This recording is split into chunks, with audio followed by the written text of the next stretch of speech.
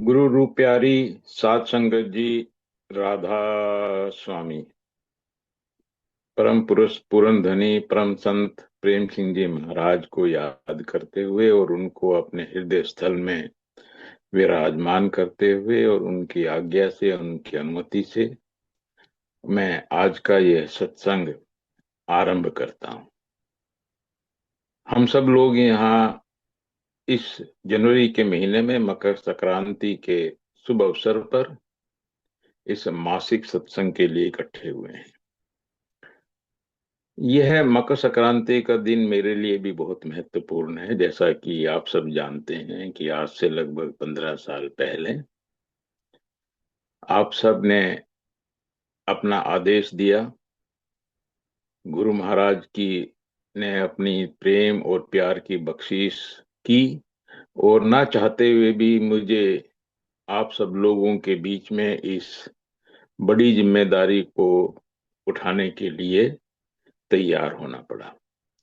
और जैसा कि मैंने पहले भी कहा है कि मैं इस व्यक्तिगत जिम्मेदारी को इस रूप में देखता हूं कि जब मैं आप सब लोगों में उस प्रेम का स्वरूप देखता हूं तो उसमें मैं कितना सफल हो रहा हूं, तो मैं इसको अपनी उन्नति का माध्यम मानता हूं।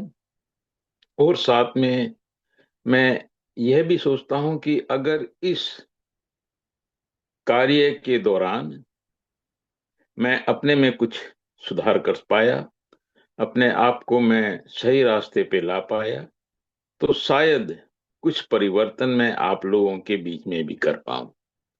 तो जो कुछ भी मेरा प्रयास होता है, जो कुछ भी बात मैं कहने का प्रयास करता हूं, समझाने का प्रयास करता हूं, उन सब के मैं, और जब भी मैं कुछ कमियां देखता हूं और कुछ सुधार की बात करता हूं, तो वो मैं अपने आप को आगे रख करके उसके हिसाब से आप लोगों से बात करता हूं।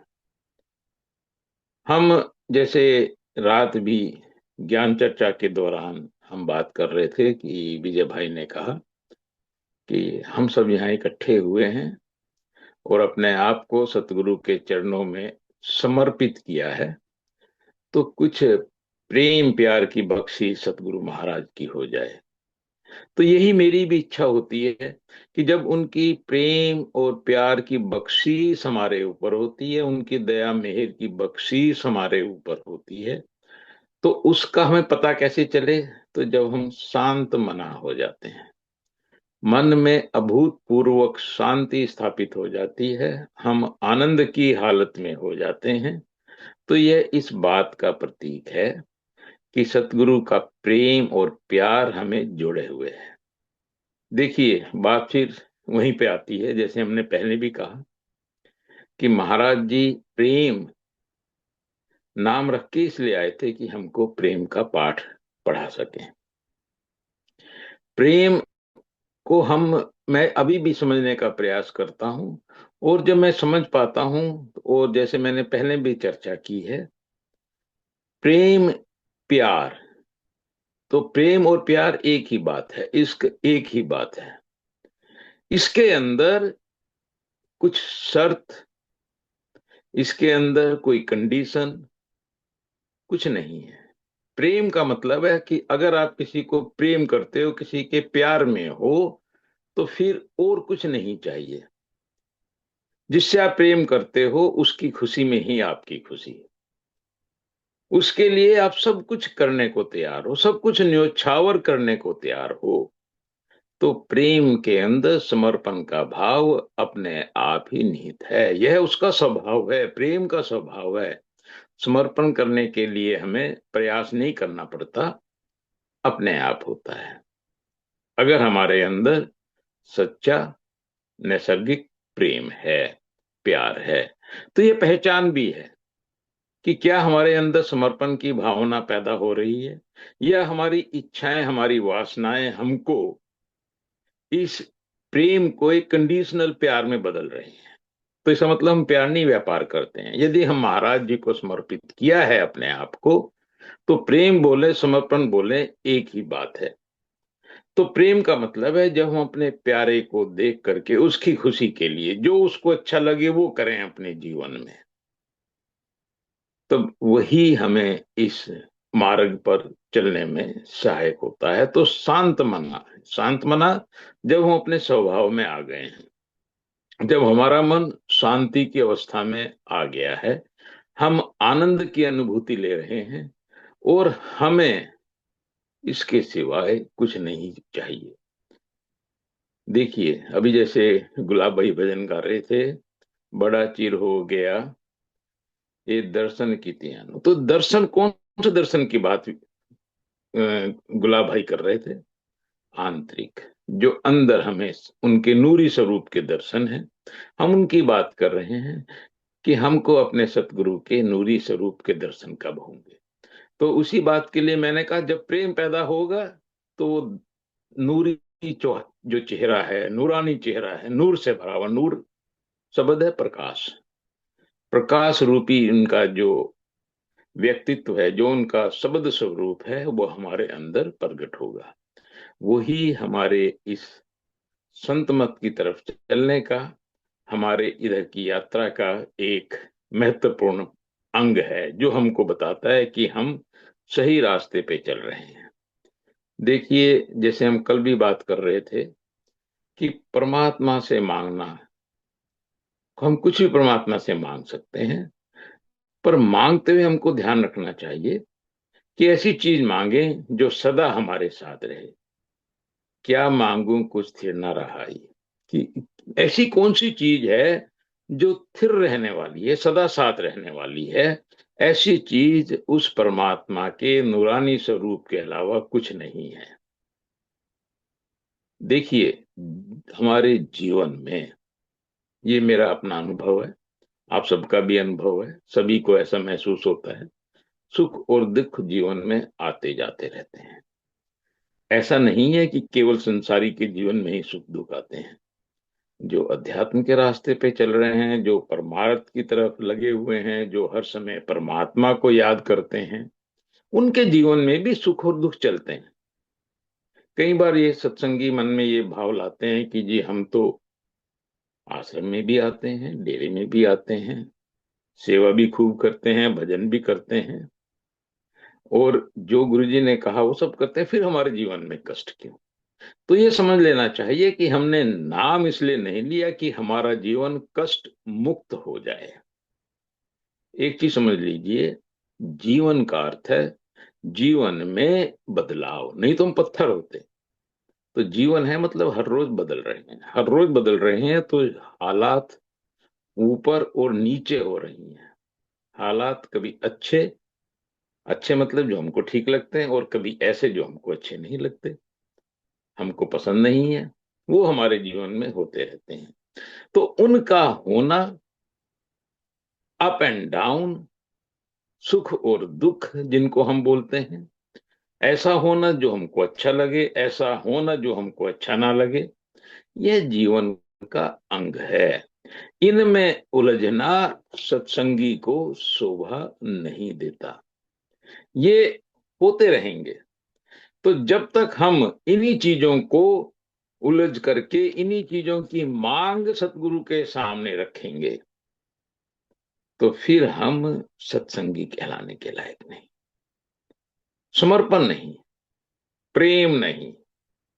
तो इसका मतलब, अभी हम इस रास्ते पर बोलते हैं, ये रास्ता कैसा है, जैसे तलवार की धार, उस पे चलने के लिए अभी तैयार नहीं हुए। हम संत मत पर इसलिए चले हैं ताकि इस जीवन के मकसद को हासिल कर सकें। संसार को हासिल करने का तो हमने बहुत जीवन में प्रयास कर लिया और हासिल भी किया, अब भी कर रहे हैं। जैसे कि रात भी बात कर रहे थे कि सबको गुरु महाराज ने, परमपिता परमात्मा ने, ईश्वर ने, परमेश्वर ने इतना दिया है, अपने जीवन में हमने देखा कि हमें कहां से कहां पहुंचा दिया। सब कुछ होते हुए भी फिर प्रश्न वही है कि आध्यात्मिक रूप से हमने क्या पाया, क्योंकि हम इन्हीं चीजों में उलझे हुए हैं, इनसे बाहर निकलना है। अगर हमारे जीवन में कष्ट आए, हमारे जीवन में परिस्थितियां हमारे प्रतिकूल बने, हमारे जीवन में ऐसा हो जो हमें अच्छा ना लगे, अगर उन हालात में भी हम एक जैसे रह सकें, सुख और दुख के प्रभाव से अलग रह सकें, तो हम सच्चे मायने में सत्संगी हैं, सत्य के साथ जुड़े हुए हैं, शांत मना है। उसके लिए क्या करना होगा? उसके लिए हमें थोड़ी सी चीजों को समझना पड़ेगा। एक बात तो जैसे भी हम बात कर रहे हैं, हमको यह समझना पड़ेगा, यह स्वीकार करना पड़ेगा, हमारे जीवन में जो कुछ हो रहा है, चाहे वस्तुएं हमारे अनुकूल हो रही हैं या प्रतिकूल हो रही हैं, उसके लिए और कोई जिम्मेदार नहीं है। हमारे अपने कर्म हैं, जो किसी न किसी रूप में, किसी न किसी प्रकार से अलग अलग समय पर फलीभूत हो रहे हैं, जिनके कारण हमारे जीवन में यह बदलाव हो रहे हैं। उसके लिए किसी को भी दोष देना, उसके लिए परमात्मा को दोष देना, उसके लिए किसी के ऊपर जिम्मेदारी रखना सही नहीं है। उनको खुशी खुशी स्वीकार करें, जैसे कि हम जीवन में उन चीजों को स्वीकार करते हैं जो हमें अच्छी लगती हैं। यह भी परमात्मा का हमारे ऊपर कुछ ना कुछ आशीर्वाद है, जो कुछ हमारे साथ हो रहा है। इनको अच्छा हो रहा है, जो हम चाहते हैं वो हो रहा है, उसे भी स्वीकार करें, और जो नहीं चाहते वो हो रहा है उसको भी स्वीकार करें। उन चीजों को अपने से जोड़ने का प्रयास ना करें। ये संसार की चीजें हैं, ये होंगी, संसार में होंगी। अपने आप को इस संसार से अलग करने का प्रयास करें। तो जब हम ये बात समझेंगे कि ये होना हमारे लिए महत्वपूर्ण नहीं है, हमारे अपने कर्म थे, उन कर्मों को भोगना है, भोग रहे हैं, भोग करके उनको यहीं समाप्त करके इसी जीवन में हमको सत्पुरुष के दरबार में जाना है। फिर उसके साथ हम ये भी विचार बना के रखें कि हम सदा पॉजिटिव रहें, कि हमारे जीवन में जो हमको चाहिए, उस परम पिता परमात्मा की प्राप्ति चाहिए, वो हमें हासिल होगी। हम आशा ना छोड़ें, विश्वास ना कम करें, भरोसा रखें सतगुरु का, कि हमने अपने आप को, अपनी बागडोर उसके हाथ में सौंप दी है। अब हम निश्चित हैं, अब हम ऐसी नौका में बैठे हैं जो नौका हमको इस पार से उस पार लेके जाएगी। तो हमारी सोच पॉजिटिव, सकारात्मक, और यह मान के आशावादी कि सब अच्छा होगा, निश्चित तौर से अच्छा होगा। एक बात और हमें देखिए, जब भी हमारे जीवन में कुछ ये घटनाएं होती हैं, सीखना चाहिए। मैं ये नहीं कहता हूं कि हम इनसे 100% अलूफ हो सकते हैं, नहीं। हम इनसे सीखें, अगर हमसे कुछ हुआ है उससे सीखें, उस सीख को अपने जीवन का अंग बनाएं, आशावादी रहें, उम्मीद की डोर को पकड़ के रखें, सतगुरु महाराज में भरोसा और हौसला रखें, सजग रहें। जैसे मैं कई बार पहले भी बोलता हूं कि हमें आंखें बंद करके नहीं चलना, सजग रह के चलना है, चीजों को समझ के करना है, गलत फहमी में हमको नहीं करना है। अपने आदत और व्यवहार, हमारा स्वभाव इन चीजों को दिखाए भी।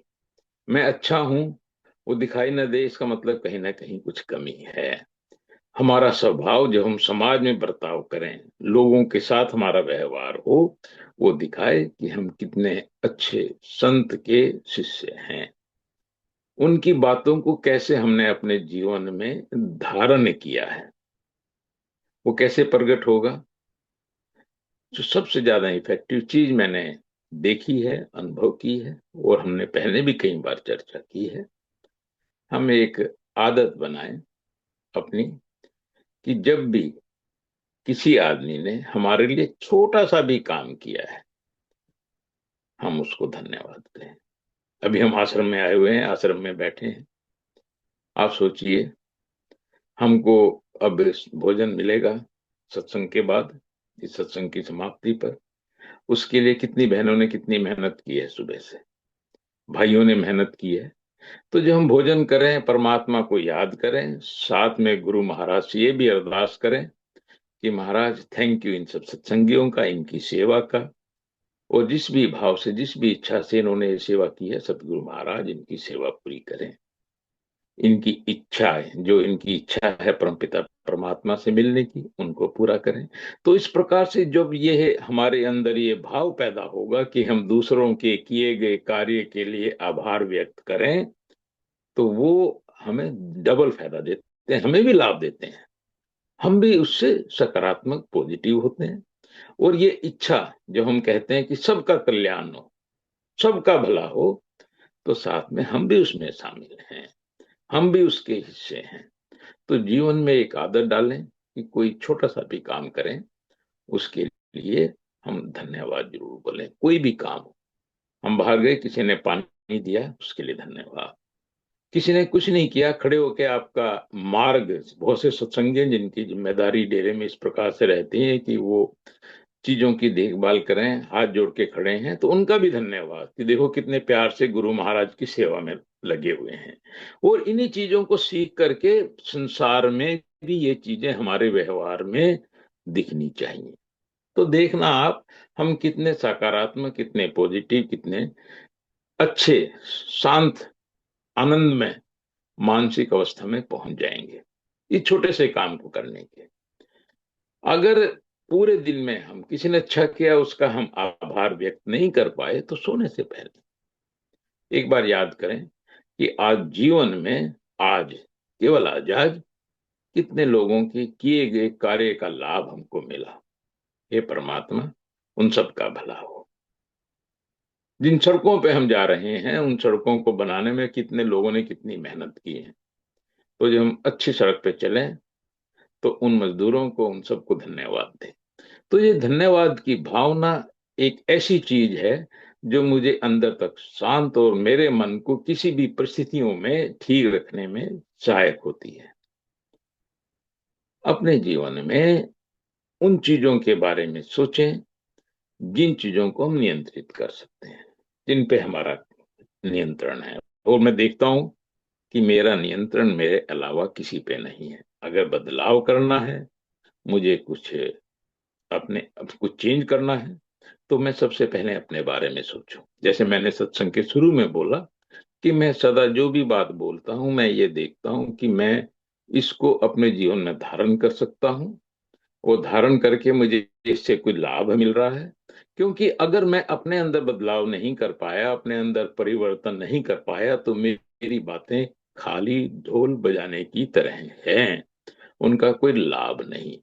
तो चीजों को, जो कुछ आप कर सकते हो उसको करें।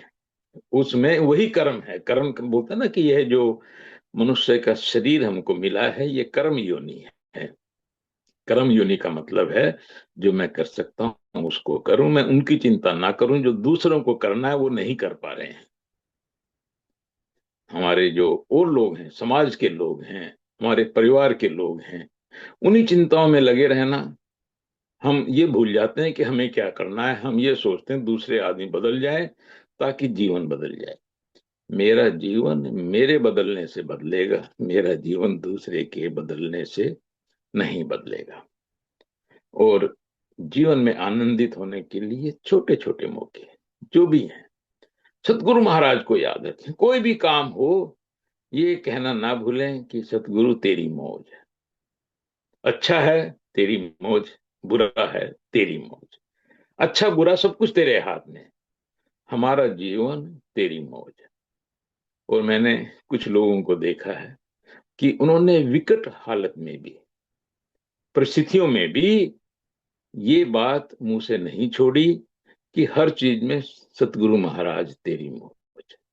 और उनसे उन्होंने विकट से विकट, विषम से विषम हालात में भी अपने मन की जो शांत भावना है, शांत मना जिसको मैं बोल रहा हूं, उसको बना के रखा। तो जब हम हर चीज को सतगुरु की मौज के रूप में स्वीकार करते हैं, तो हमारे जीवन में स्वाभाविक रूप से, निश्चित तौर से शांति, सांत्वना आ जाती है। देखिए, परमात्मा को पाने के लिए हमें कहीं और जाने की जरूरत नहीं है। हम सबको पता है, कोई नई बात नहीं है कि परमात्मा कहाँ है, सतगुरु महाराज कहाँ है, अब कहाँ है। सब जगह है। और मैं कहाँ हूं? मैं इस शरीर में हूं। तो सतगुरु महाराज को अगर पाना है तो मुझे इस शरीर में ही पाना है, अपने अंदर पाना है, अपने अंतर में झांकना है, अपने अंदर जाना है। आश्रम में जब हम यहाँ आए हैं तो इस स्थली में बैठ करके हमारे आने का उद्देश्य सिर्फ यही है, क्योंकि इस जगह को सतगुरु महाराज ने अपने शब्द के द्वारा, अपने अभ्यास के द्वारा पवित्र किया, ताकि इस पवित्र धरती पर बैठ करके हम अपने अंतर मन को झांक सकें। महाराज चरण सिंह जी, उनके मैंने बहुत सत्संग सुने। उनके सत्संग में एक लाइन कबीरदास जी का दोहा था जो बार बार आता था। वो सुनता था तो ये चीज क्लियर होती थी कि संतों का भाव क्या है। वो कहते थे, ज्यों तिल में तेल है, ज्यों चकमक में आग, तेरा प्रीतम तुझ में जाग सके तो जाग। कि जो तेरा मालिक है, तेरा प्यारा है, वो तेरे अंदर है।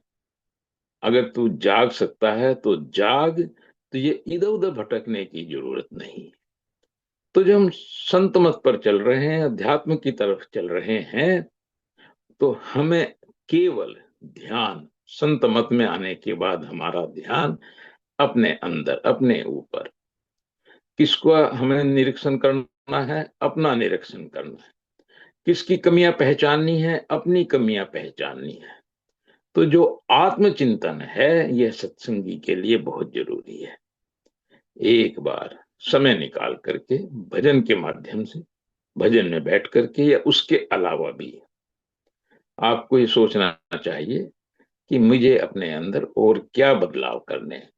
मैं कहाँ उन चीजों को पूरा नहीं कर पा रहा हूं जिनका मैंने सदगुरु को वायदा किया था। हमको पता है, जब हम प्रेम की बात करते हैं, प्रेम की बात हम इसलिए करते हैं कि हमारे अंदर जो हमें है, अहंकार है, उसको समाप्त करने के लिए प्रेम जरूरी है। और अगर अहंकार खत्म हो गया तो काम, क्रोध, लोभ, मोह, ये चीजें अपने आप समाप्त हो जाती हैं, क्योंकि इन्हीं का ही जो एक रूप है, जो दिखता है, वो अहंकार है। परमात्मा हमारे अंदर है, बाहर नहीं है।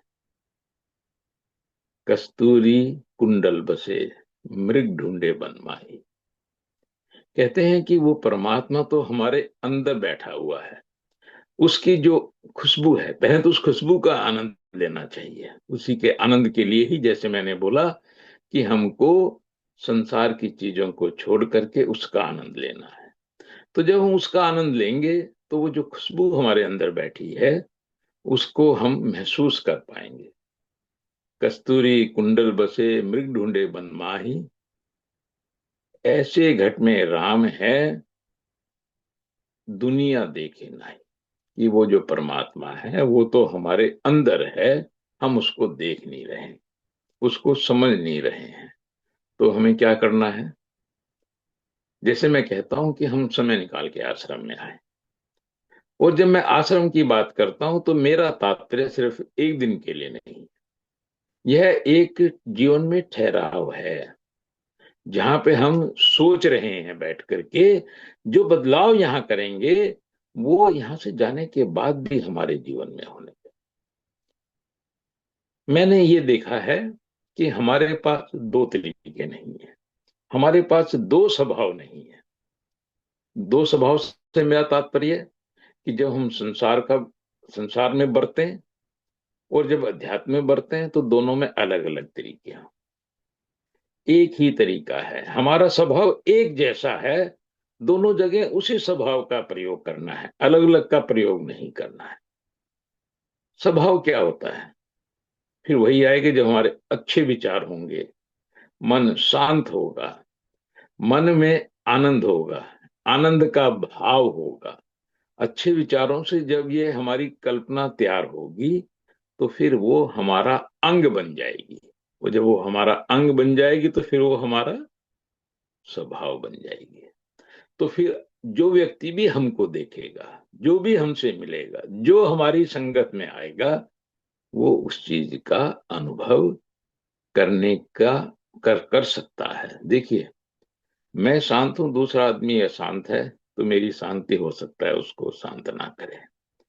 पर अगर वो आदमी, मैं शांत हूं, वो दूसरा व्यक्ति शांति चाहता है, तो उसको शांति मिल सकती है। तो इस धरती पर, इस डेरे की धरती पर बैठ करके, यहाँ का जो प्रभामंडल है उसके प्रभाव में रह करके अपने अंदर की अगर हम सफाई करेंगे, तो इसका बहुत दिनों तक असर हमारे जीवन में रहता है। कई दिनों तक हम देखते हैं कि जब डेरे से जाते हैं घर में, तो कई दिन तक भजन सिमरन, मन भी शांत रहता है, मन भी अच्छा रहता है। पर धीरे धीरे जब संसार की मैल फिर हमारे ऊपर चढ़ती है, तो हम धीरे धीरे सत्संगी से, गुरुमुख से मनमुख बन जाते हैं। तो हमारा प्रयास क्या होना चाहिए? हमारा प्रयास ये होना चाहिए कि जब भी मौका लगे, हम सब भाई बहन जो बैठे हैं यहाँ पर, जब भी मौका लगे, समय निकले, समय निकाल करके हम यहाँ पे आए। तो जैसे ये इसका महत्व है, जैसे बोलते हैं तीर्थ है, ये हमारे लिए तीर्थ है। यहाँ पर आए और संसार की चढ़ी हुई मैल को उतारा, और उससे फिर एक बार से दोबारा से ऊर्जा लेकर, दोबारा से आनंद की अंदर अनुभूति जगा कर, अपने अंदर ज्ञान का प्रकाश जगा करके हम पुनः संसार में एक कर्म योगी की तरह काम करें। तो यहाँ पे आकर के अपने समय का बड़ा सदुपयोग करना है, अपने समय का व्यर्थ नहीं करना है। संसार में जाके तो व्यर्थ करने के बहुत तरीके हैं, यहाँ रहते हुए कम से कम ईर्ष्या द्वेष, चर्चा चुगली, इन सब चीजों से अपने आप को बचा के रखना है। जब कोई सामने आए, हाथ जोड़ के मुंह से राधा स्वामी बोलना भी जरूरी नहीं है, मन ही मन राधा स्वामी, मन ही मन उन 5 शब्दों का जाप, मन ही मन गुरु के स्वरूप का ध्यान। कोई चीज इस दुनिया में देखने लायक, सुनने लायक, समझने लायक अगर है, तो सतगुरु। देखिए, मैंने पहले भी कहा कि जब हम सतगुरु की बात करते हैं, तो सतगुरु हमारे लिए एक सीढ़ी की तरह है, एक साधन की तरह है, जो अपने सहारे हमको लेकर के उस प्रीतम के पास तक पहुंचाता है, सतपुरुष के पास तक पहुंचाता है। तो सतपुरुष के पास पहुंचने का साधन सतगुरु। तो हम सतगुरु से जब प्रेम कर रहे हैं, प्यार कर रहे हैं, अपने आप को न्योछावर कर रहे हैं, अपना समर्पण कर रहे हैं, तो दोनों शब्द एक हैं। सतपुरुष कहें, सतगुरु कहें, गुरु कहें, प्रेम कहें, एक ही बात है, एक ही चीज के अलग अलग नाम हैं। हमारे अंदर जब ये भाव पैदा होगा कि हमने अपने आप को सतगुरु के चरणों में पूर्ण रूप से समर्पित कर दिया है, तो उनका नूरानी चेहरा, उनका रूप, उनका आनंद, उनका स्वभाव हमारे अंदर प्रकट होना शुरू हो जाएगा। मैं समझता हूं सत्संगी होने के बाद हमारा एक ही लक्ष्य होना चाहिए कि हमारे जीवन में बदलाव हो। हमारा जीवन संसार के अंदर, जैसे कहते हैं ना कि जैसे कीचड़ में कमल खिलता है, तो ऐसे ही संसार में हमारा जीवन एक कमल की तरह हो, कि संसार की मैल हमारे ऊपर असर न डाल सके। हमारे चारों तरफ जो कुछ संसार के लोभ लालच, चीजें, वस्तुएं, वो सब हमारे चारों तरफ हैं। प्रलोभन देने वाली चीजें हमारे चारों तरफ है। जितनी भी बोलना चाहिए कि संसार के प्रलोभन जो काल ने हमारे चारों तरफ खड़े किए हुए हैं, वो सब हैं। उनके बीच में भी हम ऐसे निकल जाएं जैसे कीचड़ में से कमल निकल जाता है। तो इतनी शक्ति, इतनी ताकत, इतना आशीर्वाद परमात्मा का हमारे ऊपर बना रहे, सतगुरु का हमारे ऊपर बना रहे, आप सबके ऊपर बना रहे। मेरे दिल में यही भाव रहती है, और उसके लिए मैं एक चीज समझता हूं कि जब ये भाव हमारे अंदर हो, तो हमें मेहनत भी करनी चाहिए। तो मेहनत हमें क्या करनी है? मेहनत हमें ये करनी है कि याद बना के रखनी है। इसी का नाम स्मरण है, इसी का नाम सुमिरन करना है। दिन में सब कुछ कार्य करते हुए भी मालिक की याद बसा के रखनी है। ऐसा नहीं करना कि सिमरन तो मैं सुबह के टाइम करूंगा, सिमरन तो मैं शाम के टाइम करूंगा, नहीं। जब फुर्सत मिले। मैं देखता हूं जब चाय का प्याला हाथ में है तो बजाय दुनिया का चिंतन करने के अपने मन को सदगुरु के चरणों में समर्पित करें। जब समय मिले, वही जीवन का हिस्सा सार्थक है, वही जीवन का हिस्सा मेरा है। जिस घड़ी मुझे सतगुरु की याद आए, उस सतपुरुष के प्यारे की याद आए। देखिए, सतपुरुष तो देखा नहीं, उसका तो अनुभव नहीं, उसकी तो पहचान नहीं, उसका तो पता नहीं। किसका पता है? सतगुरु का पता है। जिसने नाम की बख्शिश की, उसका पता है। उसको पास से देखा है, उसका अनुभव किया है। उसी की याद दिल में बैठा के रखनी है। उसी के प्यार में दीवाना होने की आवश्यकता है। तो मेरा अपना अनुभव ये कहता है कि सदगुरु के पास, हमें सदगुरु के पास जाके सदगुरु में क्या पहन रखा है, सदगुरु ने क्या खाया है, वो दूसरों के साथ कैसा व्यवहार कर रहे हैं, इन सब में ना उलझ करके हमें उन्होंने क्या आदेश दिया है, हमें उस आदेश पे चलना चाहिए। मैं तो सदा अपने आप को यही मान के चलता हूं कि यदि ये भाव मेरे अंदर पैदा नहीं होते तो मैं गुरु का प्यारा नहीं, गुरु का सेवक नहीं। सेवक का मतलब, हम कहते हैं हम सतगुरु महाराज के सेवक हैं। सेवक का मतलब अब मेरी कोई इच्छा नहीं बची, अब मेरी कोई चाहना नहीं बची, अब मेरी कोई चाहत नहीं बची। मेरी जो चाहत है वो भी उनको पता है। मुझे क्या चाहिए इस मनुष्य जीवन में, ये भी उनको पता है। अब उनसे क्या मांगू? तो जो मांगने वाली चीज है वो भी क्या मांगनी, क्योंकि उसे पता है, सब कुछ उसे पता है। उसको मेरे दिल के एक एक भाव का पता है। मेरी जो कमी है वो ये है कि मैं उसे छोड़ के संसार के साथ चिपका बैठा हूं। संसार के काम करने, संसार की जिम्मेदारियों को निभाना है, कर्म योगी बनना है, संसार को छोड़ना नहीं है। पर इनको करते हुए, जैसे हमें हमारे मालिक ने काम दिया है, उस मालिक को काम को कर रहे हैं। मालिक का काम, फल भी मालिक का, मेहनत भी मालिक की, हम भी मालिक के, हम भी उसके चरणों में। तो जब ये भाव हमारे अंदर होगा, सेवक वाला भाव हमारे अंदर होगा, सेवा इसलिए हम सेवा करते हैं ताकि हम उसके सेवक बन सकें, उसके दास बन सकें। हमारी हो में, हमारी मैं, हमारा अहंकार, ये सब समाप्त हो जाए। और जब मैं समाप्त हो गई इस संसार में, फिर जब मैं नहीं बची, मेरा कुछ नहीं बचा, तो मैं भी तेरा हो गया, मैं भी परमात्मा का हो गया, मैं भी सतपुरुष का हो गया। ये भाव ही मुझे मोक्ष की तरफ चलने में सहायक होते हैं। मिला प्रसाद, नहीं मिला तो आशीर्वाद। ये भाव मन में लेके चलने हैं। और देखिए, जब प्रेम और समर्पण हमारे अंदर पैदा होगा, जैसे मैंने कहा, समर्पण प्रेम का ही दूसरा रूप है। समर्पण का मतलब है त्याग साथ में आएगा। फिर मेरी तो कोई इच्छा नहीं, सब कुछ छोड़ दिया। और अगर कुछ मिल रहा है तो ठीक, और अगर नहीं मिला तो भी ठीक। मिला प्रसाद, नहीं मिला आशीर्वाद। हमारी ये हालत हो जानी चाहिए। हमारा इस प्रकार का सत्संगी की हालत होनी चाहिए। और जैसे कहते हैं ना कि फिर हमारे अंदर धैर्य अपने आप पैदा हो जाए। मालिक को जब जो देना है, मालिक को जो अपना स्वरूप दिखाना है, जब उसको अपनी धुन सुनानी है, जब उसे अपने साथ में ये जोड़ना है, सब उसके ऊपर छोड़ दिया, सब उसके हाथों में छोड़ दिया। हे मालिक, तेरे बंदे हैं, हमारे ऊपर बख्शीश कर, हमारे पे दया कर। हमने अपने आप को तेरे हाथों में छोड़ दिया। अब हम तेरे हाथ की कठपुतली हैं। सब कुछ तेरे सहारे है।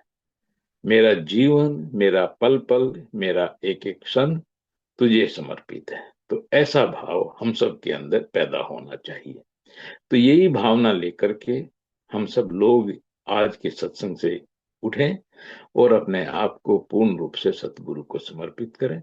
यहाँ सबके लिए हमारे मन में प्रेम प्यार का भाव हो, और यही भाव यहाँ से इकट्ठा कर हम जब संसार में जाएं तो संसार में बढ़ते हैं, ताकि हम अपने आप को प्रेम का सच्चा प्यारा घोषित कर सकें।